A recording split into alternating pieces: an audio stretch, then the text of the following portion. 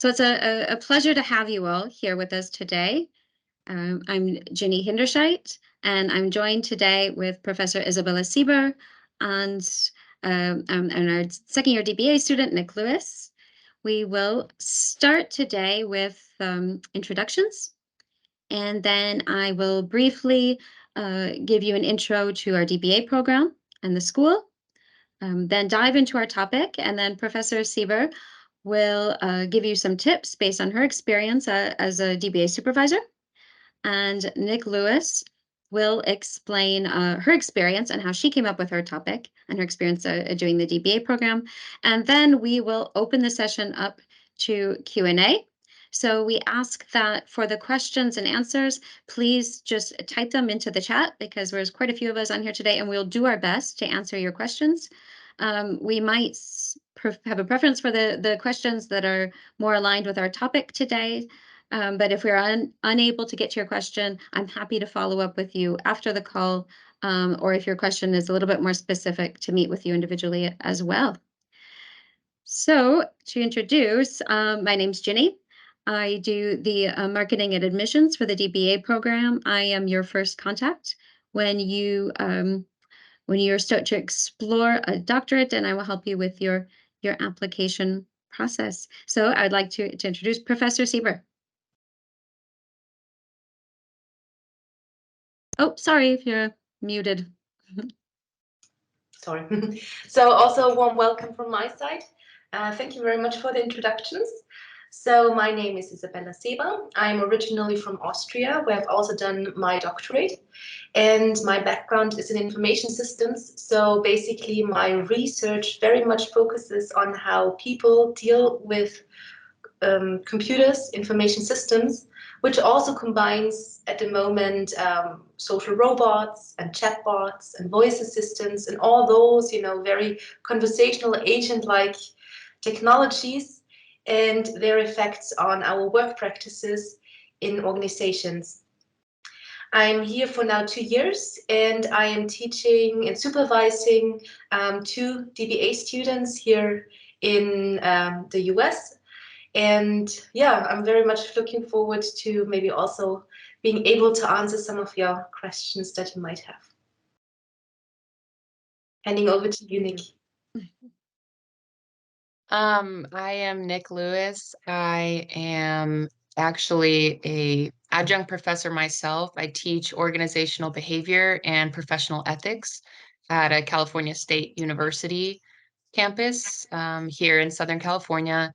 And I'm also a supervisory project manager in the Navy. So I kind of have a dual career going at the moment. And my research topic is focused on the university aspect, my university career, which is how to motivate students in the classroom using emotional intelligence and team building.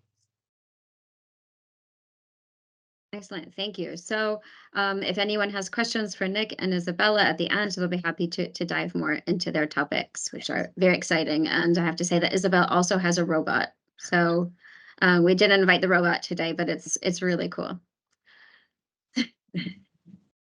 All right, so about the Grenoble DBA. The Grenoble DBA is a tailored 3-year part-time, internationally recognized doctoral program aimed at business leaders and academics who want to enhance their career by leveraging research to solve complex issues.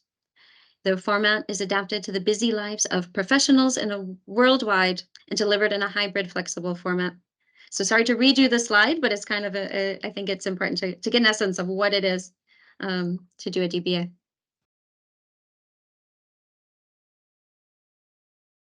Okay, why the Grenoble DBA? We are a triple credited business school, AACSB, AMBA, and EQUIS. We're one of only a dozen DBA programs in the world to be accredited by AMBA. We have a strong global network of over 550 alumni around the world. We are the longest running program in Europe. We're proud to be celebrating our 30th anniversary this year. We offer 2 strategic locations in France and the US, but we do quite a bit of seminars and workshops together, so lots of opportunities for networking with your cohort across the world.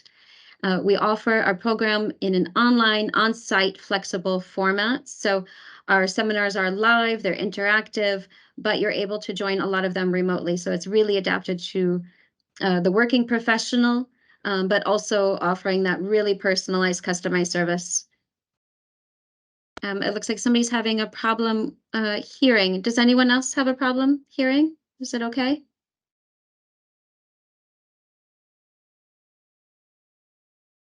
Okay. I will continue then. Thanks. So we also, great, thank you.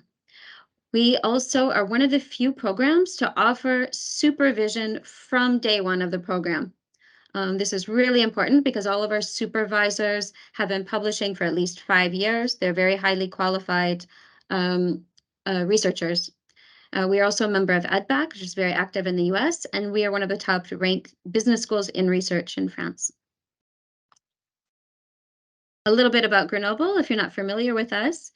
We are known as the Silicon Valley of France. We're a small city nestled in the heart of the Alps, the capital of the Alps, but very international and very tech-focused. We were voted the green capital of Europe in 2022, and we very much focus on technology of management and innovation with quite a few research hubs here in the Valley. We are easy to access. We are 1 hour from Lyon, 3 hours from Paris, and an hour and a half from Geneva.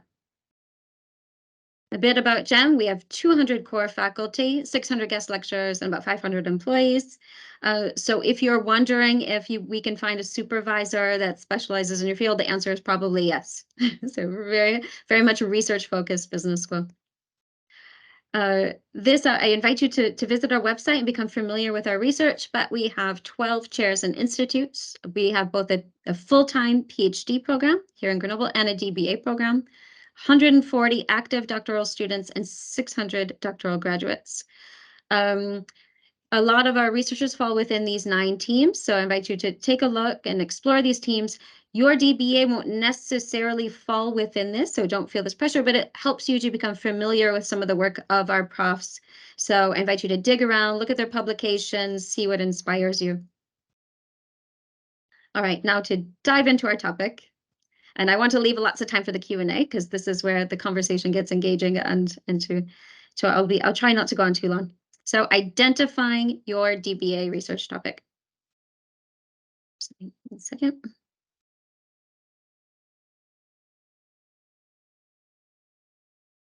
All right, so today I use sort of a kid theme in these photos. And I think this is just to be sort of fun and creative, but I think it's because a doctorate is challenging and requires you to think in a completely new way. And you might feel humble and vulnerable, but also excited like a child. So we'll go with this theme today. Who are you? You've had at least 5 years of managerial experience, but you will very likely to have much, much more.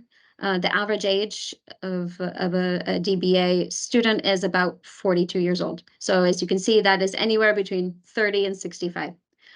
And they come from every industry imaginable with very different research goals. But they have that one drive in common, and that is to enact change through doctoral research. You have a master's or an MBA. You have really considered the investment of your time and energy into a doctorate, and you are a lifelong learner ready for a new challenge.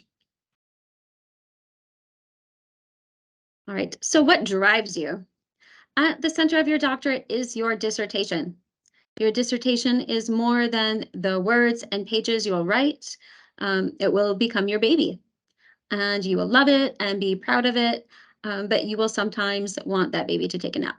So how do you hang in there on the hard days? You love it from the start. So ask yourself what interests you, what subjects are you passionate about, and what holds your attention. So if you were to get up at like 5 in the morning and start writing, or to, nudge your partner over because you're going to be reading articles in bed at night, what would actually hold your attention? So there's something to think about. What are you good at? So think of your skills.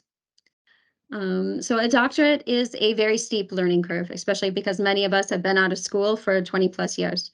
So consider easing the process by selecting a field or a subject matter with which you are familiar.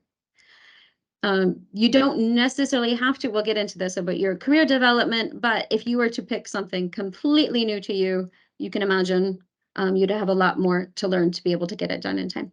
So what are you good at? What do you know? And do you have an expertise? And that falls also in line with your passion. Okay, why do you want to do a doctorate? So although well-deserved, the doctoral degree is a lot more than the title, because the title alone is not going to bring you to that finish line. So what it is a trampoline to get you to that next step in your career. So you ask yourself, are you looking to transition to academia? Or maybe if you're in the US, you would use it to get a tenure track position, or like Nik, who teaches on an MBA program and has a hybrid career. Do you want to move into consulting? A DBA would give you that recognized expertise externally, to be able to speak to press, to be recognized as an expert in your field. Do you want to use this to fast track to senior management position or to get a promotion? Sometimes your research might be aligned with your company, and your company might sponsor you to do your doctorate. And then sometimes we get people who just want the intellectual challenge. Maybe they wanted to do a PhD in their early career, or are just looking to, or they're lifelong learners and just really passionate about doing something new. All right. So how will this topic help your career? Ask yourself why you're doing a doctorate and how that topic will help you get there. So can you take your research skills, your critical thinking, and your theoretical knowledge and apply it to your desired career? So really think, not necessarily, it's a bit of a challenge because we're so wrapped up in our day-to-day lives, but you have to not just think about where you are today, but where you want to be. Because in 3 years, when you finish, what is it that you want to be known for? And it's probably not exactly what you're doing now. So keep it in mind of what your career goals are long term. The advantage of a doctorate is a doctorate's always a doctorate. So it is that stepping stone. It gives you that legitimacy to talk about your subject matter, but it's really just the first step in opening the door to your new career path. But think about what you want that career path to be. So how will you succeed?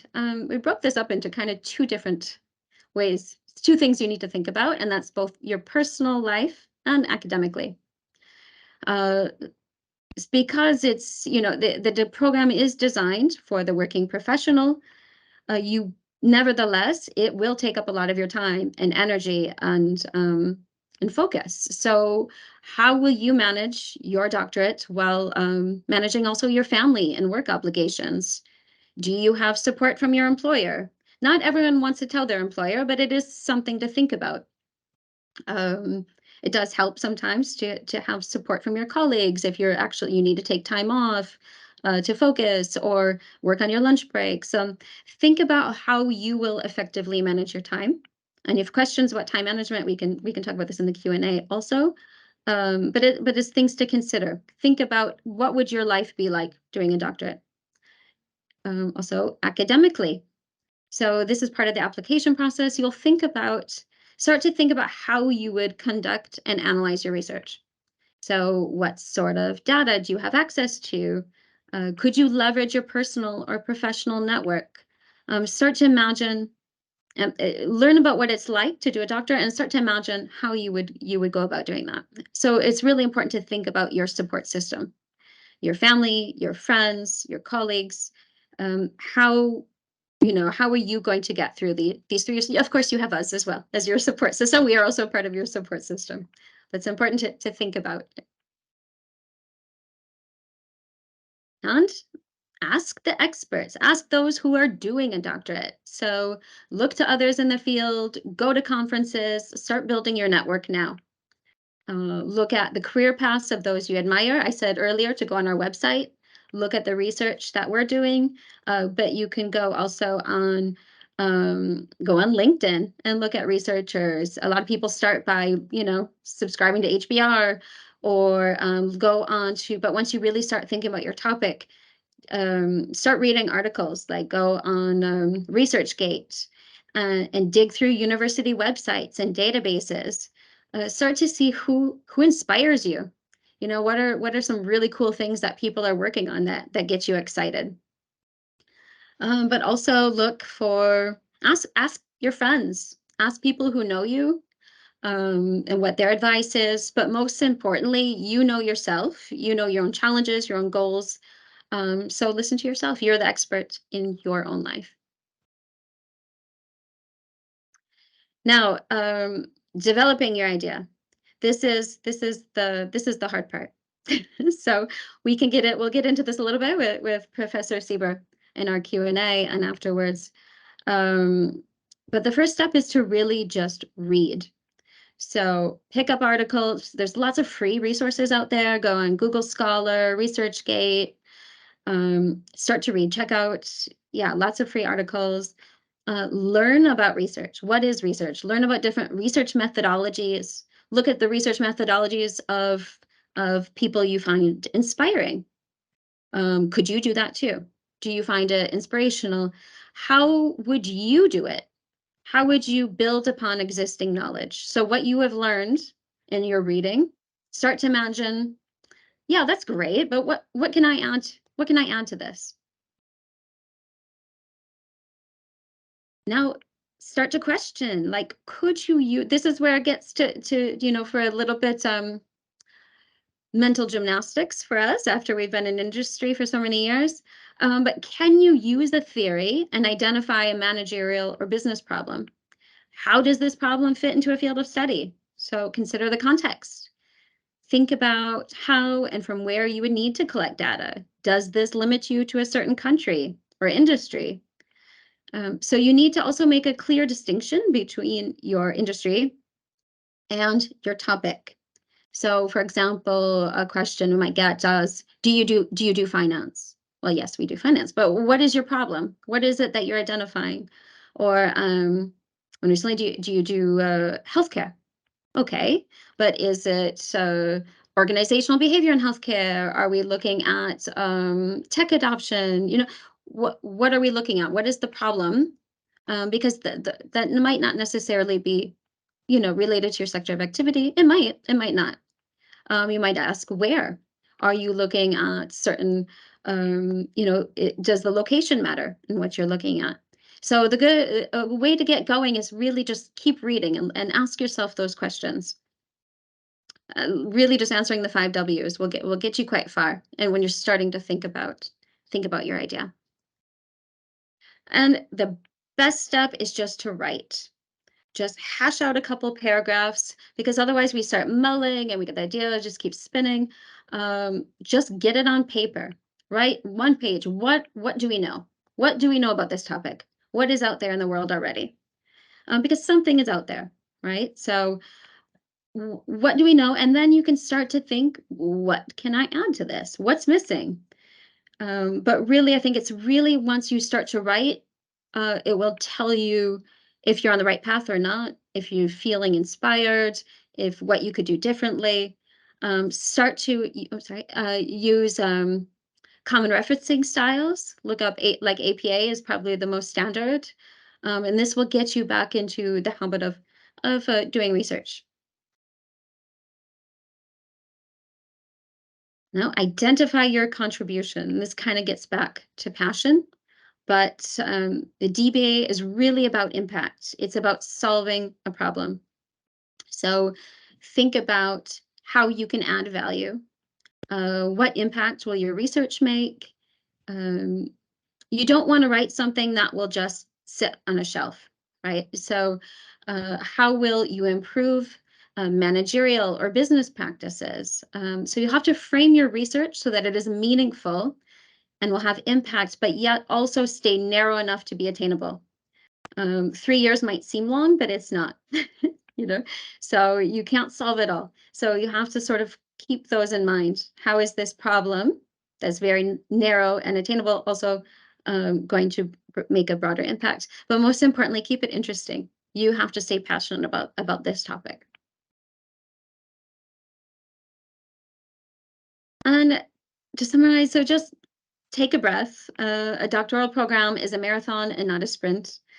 And your topic will develop and redevelop over the course of your academic journey and with the help of your supervisor, as Isabella will explain. But if you've given these points some thought in advance, you will make the most out of this from day one. And asking the right questions will help you identify your passion, your resources, and your goals.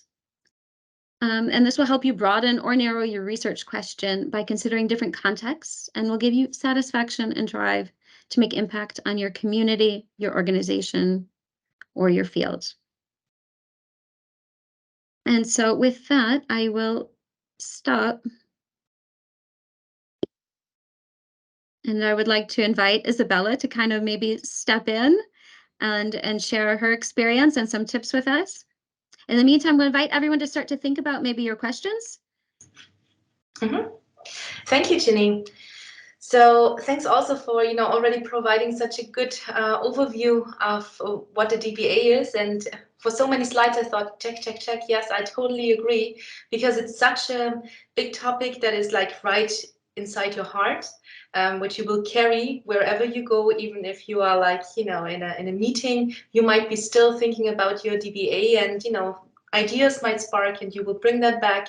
It will be there all the time. Let's put it like that. And I thought maybe as a tip, I would like to start with providing you an analogy in the way of how the supervision works.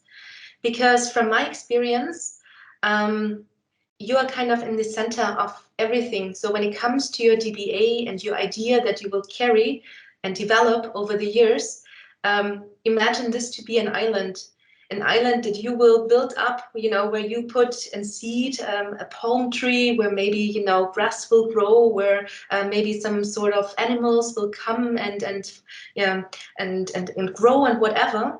And we as supervisors, what we can do is kind of giving you the tools to go there. We might tell you, hey, there is an island for you, of course, and we might have an idea how this island could look like, but basically it is really in the most cases, it is really you who will build it, and we try to give you the tools, explain you the tools, which might be a boat, which might be a yacht, depending on how effective you are in building up those tools for yourselves in order to actually go there and enjoy this beautiful island that you're going to build, and then share hopefully with the world in terms of this big impact that your dissertation might have for practice and also for academia. And also with this, I wanted to tell you one of the doctoral students that I had a couple of years ago, because I think she is a wonderful example of such a journey. She had worked already in the field for 5-6 years, and her topic was, I want to understand how people in an organization can better share knowledge. Long story short, what she received as part of her doctoral program was, the tools with which she could actually look at that phenomenon, learning. And she realized, oh, I'm in the domain of knowledge management. And she realized, hey, there are theories like the externalization theory, which tells you through which kinds of processes you go. And imagine kind of, from a very, very broad idea, she went to a very, very specific idea. And in the end, it took her about 3 to 4 years. What she brought out was a methodology. In fact, it was a questionnaire with which she could assess to what degree people in organizations are externalizing knowledge. And that was kind of her DBA. And she carried that into practice, expanded that even more, like the DBA was kind of, what she has in her hand. And it developed into a full-fledged methodology. And today she is a chief knowledge officer in a worldwide acting organization, applying this methodology from strategy to operations. And, thanks to having had that time to become an expert, as Jinnie mentioned, in a specific domain that is dear to you. And yeah, so if there are other topics or tips that I would also like to share, one is, and this is also something that Jinnie had already hinted at, academia is full of language, so we will throw around terms like review, theory, dependent variable, independent variable. And for somebody who has been long away from this environment of school and research and academia, might think like, oh my God, those people, what kind of language are they using?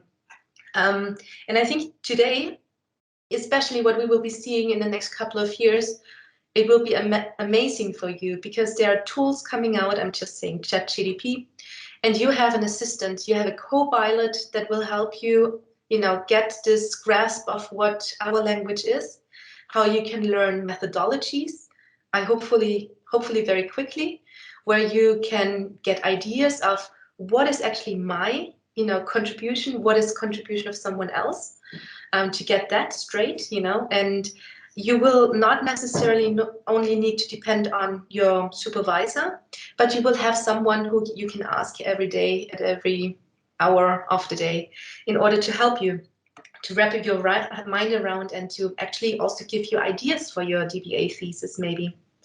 And finally, because I'm also supervising 3 students in that area, so my background is information systems, so very much tech focused. And if any one of you is here who is like thinking, oh, I would like to do a topic on AI, I would like to do a topic on blockchain, or maybe on cloud computing or something like that, the topics are wide. So, oh yeah, you will find a DBA thesis in there for sure.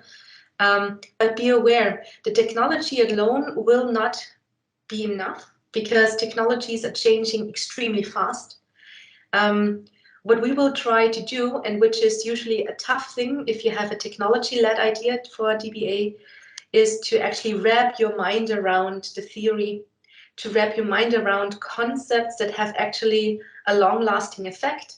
So whatever mechanism you identify, whatever methodology you identify, whatever contribution you will produce, will hopefully also be a contribution in like 5 years, and not only a description of what technology is today. So those would be a couple of suggestions from my side. I'm happy to hand over to Nik.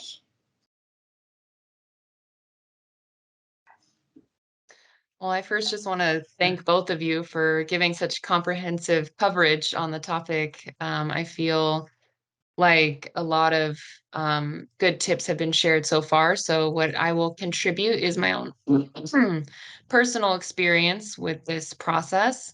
So I started my topic in my DBA application is very different than what my topic is now. So I just want to also say that it's okay if you're on ResearchGate or you're on these websites and you find something interesting and you write about it for your application. And then, by the time that you get to your literature review, you realize you're doing something completely different.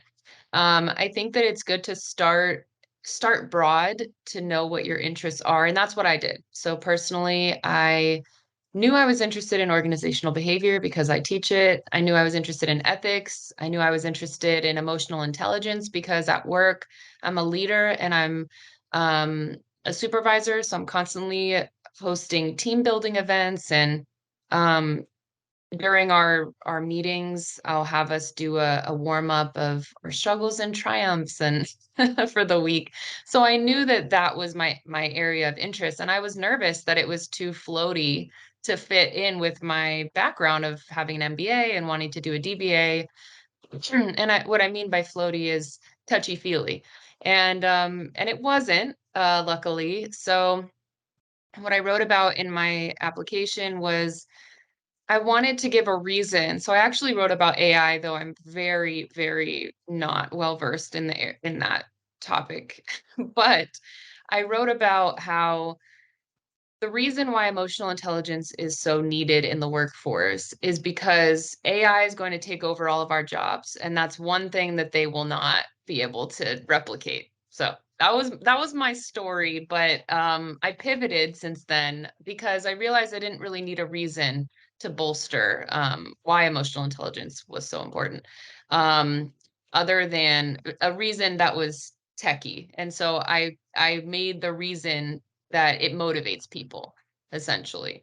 So I pivoted, and what ended up happening is I worked with my supervisor. So Isabella sounds like a phenomenal supervisor. I have one as well, and I love your analogy, by the way. My supervisor is Pierre Eves, and he helped me to narrow from my broad initial papers that I was looking at, and I narrowed down to emotional intelligence, motivation, and then I had to find a context because I work in two careers. So was I going to analyze the motivation of all of my colleagues, or was I going to analyze motivation of students?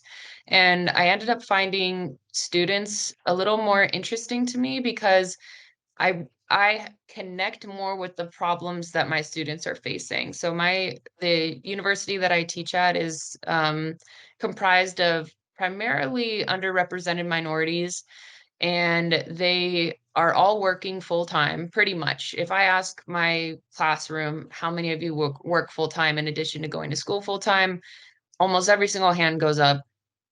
They support their families, whether that's kids or parents or both, and they're struggling. And yet, when I create my team building things and when we do our events in the classroom, they open up. They want to be there. They have showed up to my classroom when I was on Zoom and I wasn't even there. And they showed up and they hosted a potluck together. And anyway, it was amazing. But the point is that I connected and I resonated with their struggle. And I thought, well, if I'm doing this, I want other people to do this too. And so I guess what I'm getting at with the research topic process is that I identified a problem. And a lot of my colleagues in my cohort for the DBA also had shared this same experience, different context, different problems, but they found one. And this was mine. I was like, well, they want to come to my class, but they hate going to their classes. So how can we fix this? How can we make this a more pleasant experience, and how can we motivate these students? So that's where I went, and that's how I arrived at my topic. And basically, just to give you some structured thinking around what you do after you identify your topic and do your research proposal is I've going down the rabbit hole of all of the theories for the literature review, go all of the theories of emotional intelligence, all of the theories of motivation, and then my context. So it's pretty straightforward. I just have to write about those theories, detail them out, and then talk about my context, and then talk about and my context being my students who are struggling, and how expensive it is to live in California, all these different things. And then I go to, this is my research question and my research problem, and a theoretical framework, but don't go there right now. But anyway, the point is that it is pretty structured, and you do have support. So that's how I've arrived where I am now. I'm working on my literature review. I'm looking at different theories that have been already posed because I wanted to make sure initially in the research proposal, the extended research proposal that you do once you're in, I had to make sure that this is something that hasn't been covered. And I just one tip is that my topic has been covered in a lot of different contexts, but not in my context. So it's okay if there are studies out there that address emotional intelligence and how it promotes academic motivation, but there is no study that addresses my particular population. And I just wanted to address that because that was something that was concerning to me when I was looking at my topics. So I feel like I skipped over some stuff, but this was my process, and it's actually been really pleasant. I wanted to also say that the cohort has been a great support as well. So we have a WhatsApp group in the DBA cohort, and we toss around ideas in there. We meet monthly for 45 minutes, and just kind of, some of us will show up, some of us won't, and just chat about where we are in the process. So just you do have that network of people who are going through the exact same thing as you, because sometimes it can feel lonely when people at work or people where, you know, in your family don't really understand exactly how much you're juggling and what you're even doing. It's just, you know, I'll label it to some family members, oh, I'm working on my research. You know, that's all I'm going to say, even though it's a little more than that. So but it's manageable. It is definitely manageable to balance everything. As I said, I have 2 careers and I'm doing this, and you know, I should not have taught 4 classes this semester. I will say that. I should have really only stuck to 2 in addition to the DBA plus my full-time job. But other than that, it is very manageable, and you have resources, and it's a great experience so far. I do recommend it. So I'm not like being paid for this, but I do recommend that. So I think that's all I have, but I'm very open to answering any questions as well. So I'm looking forward to the questions from the group. Gosh, thank you so much, Nick, and thank you, Isabella. I like that you it's a good point. You mentioned that, you know, breaking it down into bite-sized chunks, because we could look at the whole thesis and feel overwhelmed. But you know, this is, if you knew how to do it already, you wouldn't be here. You would already have your doctorate. So you're here because you need the guidance, you need to learn the research methodologies, and you will be taking coursework, and you'll be guided by your supervisor. And it's done within a framework, and you know, and baby steps. So you know, it's okay. It's more just yeah, so it's a mix of, and Nick also said, you know, that her whole cohort, basically their idea completely changed by the time they got to their extended research proposal. So it is a balance, knowing that you need to really start. You can't stay super broad because you won't be ready. You have to kind of hit the ground running. So you kind of need to know what you're going to do, but be open to that. It's all going to evolve. You're not going to jump to a completely different subject completely, but the question, the challenges might evolve, right? The more you read, the more you start to look into this, and then you go through this. So if you just write on your proposal, I want to look at sexism in the workplace. Well, that's great. We all want to solve that, but you know, how? What is your question? It's too broad, right? So start to think about what that research question is, how you're going to tackle it. And Nick brought up a lot of good tips on her experience and how she narrowed down her topic. So some of it happens within your initial reflection, and a lot happens once you've started. So just take some weight off your shoulders. It's okay, but it is important to more or less know where you want to go when you start. But be prepared to know that it will all change. And you also made a very good point of writing things down, because I think also throughout, especially the first year, you will be sending around, you know, first drafts, and you will be discussing maybe, you know, a portion of the research question that you think you are, you know, tackling for the next couple of years. And it might sound funny, but we spent an hour in a meeting just discussing one question. And the discussion evolves extremely, because from that one question that maybe includes 10 words, all of this sets actually the scope of your research.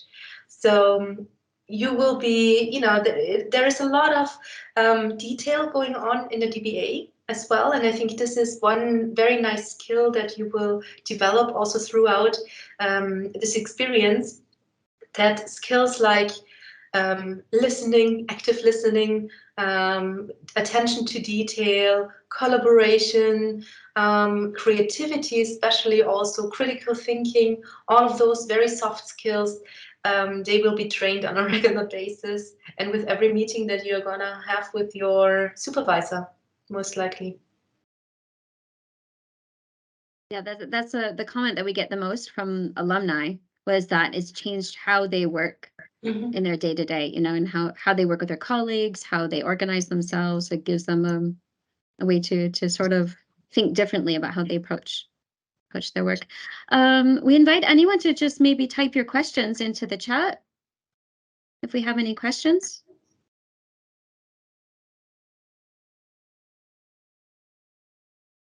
maybe we did a great job covering it all, and everybody's ready, has their topic ready to go. Mhm.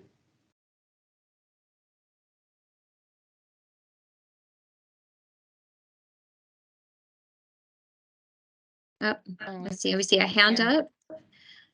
Let me see. I sort of muted because we have so many people on. I removed the microphones, but let me see if I can. I can activate. I'll activate the cameras and microphones now that everybody's logged on. So, Oh, there we go. all right. Do you want to? Sorry, who had their hand up? Would you like to go ahead and ask your question? Here we go. Says can you talk about the formal classwork portion of this program? Do we meet in person, online, or both? So actually, Nik and Isabella can maybe talk a little bit more about the classwork itself. The program is, we have 4 formal seminars that last over several days.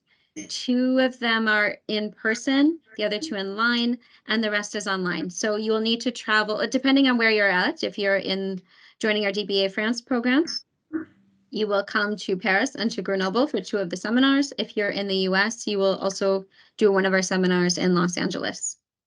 So 2 of them. And then would you like to talk a little bit about the coursework, Nik, maybe from your experience getting through the first half? Yes. So first of all, the welcome seminar in Grenoble is amazing. I mean, Grenoble is a beautiful place. I thought it was phenomenal, and the classwork was, I mean, you're situated in the mountains and you're talking about, and you're being constantly fed pastries and coffee and tea and talking about intellectual topics. I mean, I enjoyed it, but it was structured in that we talked about the research question. They gave us an overview of the process. We had a couple dinners at night with our cohort, and it was, I thought that opening seminar was great. I mean, you're in France. It was awesome. And then the second seminar for me was in LA, close to where I live, and was also a similar experience. So they're about a week long, and then the third one is in Paris, and that's in October for me. But the fourth one will be remote. So it's manageable. You only have to travel a few times. And the rest is all remote. There are webinars too. There are some optional, and then only a handful that are mandatory, but I found the optional ones to be really helpful as well. So it's manageable. I don't know if Isabella, if you have more structured knowledge on the background part. I'm the consumer in this story. Well, maybe what I would add is as well that there are certain activities that you're supposed to do throughout the DBA, like writing a literature review, and at some point, expanding on the research methodology, so explaining how you are going to do your research, even though you have not yet started. And especially on those topics, you will always get an input. So there are classes prepared for you that are also taught by researchers who have a lot of experience in this area, and really know, also from the different kinds of angles, what is being requested and required, also from different kinds of domains. And they will help you to get that started. And besides that, you still have your supervisor for your very specific questions that you might have. Mm-hmm. And briefly, because I know we have a few other questions, I will say that the deliverables are also so far fairly manageable because you're on your own timetable. So, I mean, it depends what kind of worker you are, but I think that just creating a schedule and knowing when you're going to work on these things does help for the deliverables that I've addressed so far. And there are not a million deliverables, which is one thing I really appreciated. There are a few, though they're comprehensive, but that gives me the opportunity to break it down rather than it being, this has to be done at this point, this has to be done. It's more, you create that with your supervisor, and I appreciate that about the deliverables. Okay, that's a great question about, or comment about time management, which we had said earlier. It's something that comes up a lot. Generally, everybody's different. I mean, if English isn't your first language, you might need more time. If you're, more experienced writing or not writing. But the general consensus is to devote regular time to it, to be consistent. Sorry, I'm just maybe turn off some of these microphones. Actually, sorry. We could maybe ask you to turn off your microphones for the moment until you want to ask a question, if you don't mind. Thank you. But the regular consensus is to integrate it into your daily life. So if you were to just wait until you're on holiday, you would spend a good portion of that time relearning what you had already, trying to catch up with what you've already accomplished. So, it's almost make it a part of your like how we do with our work, right? So little bits every day or several times a week is the sort of the best way to keep it manageable. All right, to get to some of the questions, can a DBA be done as part of a research project of a company? Maybe. I think it really kind of depends on the research question, where you want to take it. So in some cases, yes, you could be sponsored by your company if you're, asking a question, but it's a very personal choice, right? And how you take it. So I think this will kind of start to develop as you start to hash out your question. And it probably also depends a little bit in which position you are in that research project in your company. I would assume if you don't have full control over the goal of the research project, the timeline of the research project, the resources that are available in that company research project, then it might be not the best choice for you. Just, maybe the school is saying, yes, you can, but the question is it for you the right choice? Because you might be dependent on so many other people that the freedom to decide might be that limited, that it will turn out that it might not be the best case. But if you're in a position where you have a little bit of power and influence, where you can also agree with your company on, so my suggestion would be to be transparent also with your company about that in that case, and that there is a clear also commitment from the company to say, okay, there is a DBA connected to that, and there is the necessary time that you can spend on it. And I will just say to that point as well that access to your data set is extremely important. For me, it's like seems easy because there's a ton of students out there that fit the bill for me. But for another topic, such as if I wanted to, because I did have to go through this in the beginning, if I wanted to study, executive leaders who are women of color, for example, then you have to know them, or you have to know how to access these individuals in order to interview them or survey them or whatever you want to do. So that's just one thing to bear in mind, and is that you have to have access to who you want to study. So just one thing. A good point. So another question, I'm still deciding the pros and cons of a DBA versus a PhD. And for the moment, she feels that a PhD is more suitable. It could be. It really depends on your research goals. PhDs are generally full-time. They usually take about maybe 4 or 5 years. They are very theoretical based. A DBA is more practical, it's more applied research. It allows you to keep your job. Generally, our students are very career driven. And it's a way for them to learn the same research methodologies, but yet bring it back to their workplace and bring it back to the field. So in some places you could still, like, for example, maybe you want to just work in academia. In that case, maybe a PhD is better for you. You could still work in academia with a DBA.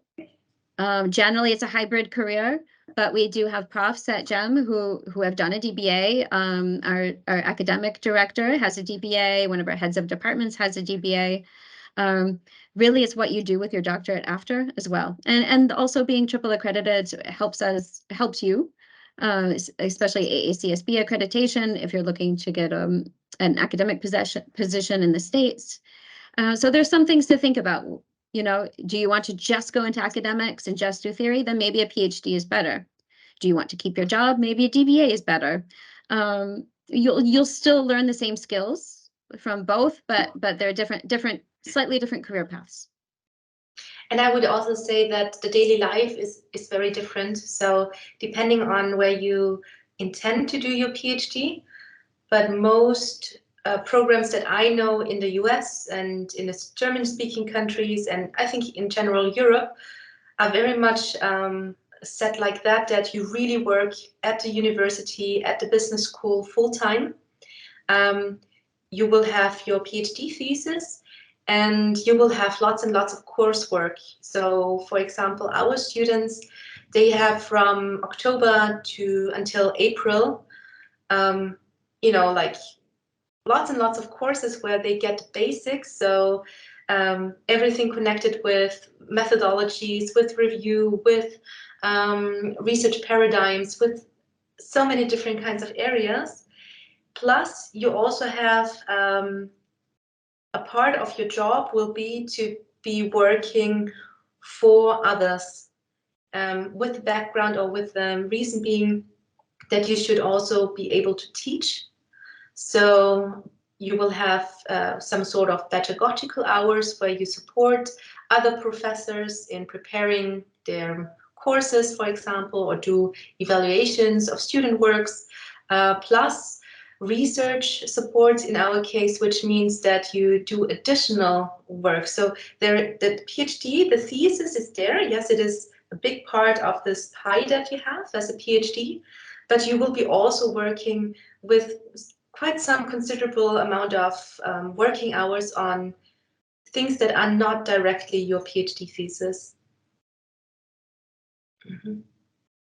Yeah, and for the DBA, for me, for example, a deliverable, they tell us about it, and we had a workshop about it in March, and then it's due in July, in mid-July. So whenever we do it, whenever we meet with our supervisor between March and July, it'll be done by then. So and then after that, there's not really anything due, any huge thing due until pretty much February. So you have time, you have plenty of time between everything to work on what needs to be done. So it's a slightly different take. And the one thing about the DBA is there are a lot of options for after. So you can go into consulting, you can go into academia, and that is kind of a benefit.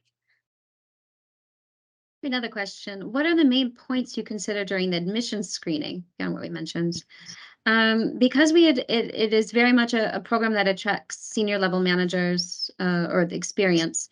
I laugh that people say, oh, am I too old? And I'm like, you wouldn't have this drive if you didn't have the life experience. Because doing a DBA is about making impact. And how can you identify that change you want to make in the world unless you've been around the block, right? So we look at several things. Mostly we look at that your essay, your motivations. We look at maybe your MBA transcripts, your CV. So we look at you as a whole profile. What we want are people who are going to just thrive, right? Like we're not out to recruit big numbers. We want people who enjoy it, who are excited, who really want to do the DBA, right? So we kind of look globally. We don't require the GMAT for that reason. The GMAT is generally for the PhD, might be more for a younger profile to make up for the lack of years of work experience. But we look at that. So MBA transcripts, CV, and your essay. And maybe just on the point of age. So I'm currently supervising a student. I'm not entirely sure how old she is, but she must be 60 or 65. When she graduated, I was born, and she loves it. She's kind of really, every time when we meet, she's like, oh, it's so interesting. And Isa, I found that out, and I found that out, and now I really want to read into that. And I don't know, I think as Jinnie said, there is no age limit to it. You just need to be curious. Mhm. And if this is kind of your mindset, I think, it doesn't matter how old you are. Do you need an MBA or is another master's degree okay? No, another master's degree is okay. What I would say is generally would prefer a master's from an accredited business school. It helps if it has if you've done a final management project or you have some basic research experience. So we will look at that. So generally a postgraduate diploma wouldn't be enough. In some cases, we might ask you to demonstrate that you've published before or look at your CV or really look at your research motivations if you didn't quite have the qualifications. Often it's a program that attracts sometimes, especially because we're located in Grenoble, it will attract a lot of people who work in technology and have realized that maybe they did engineering degrees, but their career has taken them into management. And they want to explore, maybe some of these questions, right? Because their experience is more on the engineering side, but they realize that most of their life, the challenge is actually the management side. So, those are some things that we look at, but it is an opportunity to, as I said, it's a trampoline, right? So, it is a way to sort of bridge those careers and to look, because there is no one size fits all to any degree, right? So it's a way to sort of look globally. No problem. So definitely we can. Very diverse cohorts, right? As Nik said too.